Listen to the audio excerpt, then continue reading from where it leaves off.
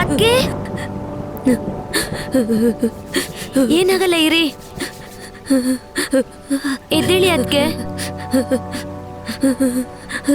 ನಿಧಾನಕ್ಕೆ ಎದ್ದೇಳಿ, ಏನೂ ಆಗಲ್ಲ. ಬನ್ನಿ ಮಲ್ಕೊಳ್ಳಿ.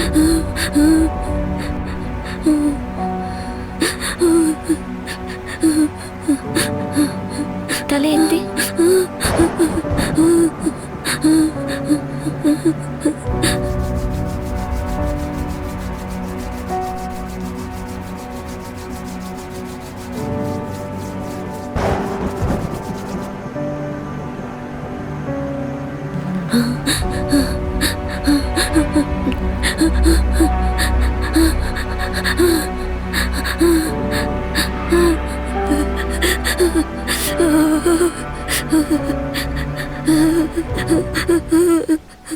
ಇವಾಗ ಹೇಗಿದ್ದೀರಾ ಅದ್ಕೆ?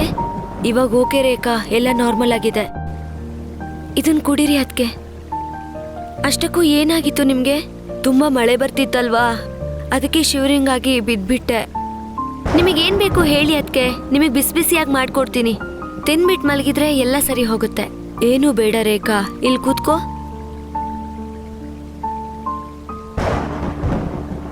ರೇಖಾ, ನಿಂಗ್ ನನ್ ಮೇಲೆ ಒಂಚೂರು ಕೋಪ ಇಲ್ವಾ? ಚೇ ನಿಮ್ಮೇಲೆ ನನ್ಗೆ ಯಾಕೆ ಕೋಪ ಬರುತ್ತೆ ಅದ್ಕೆ?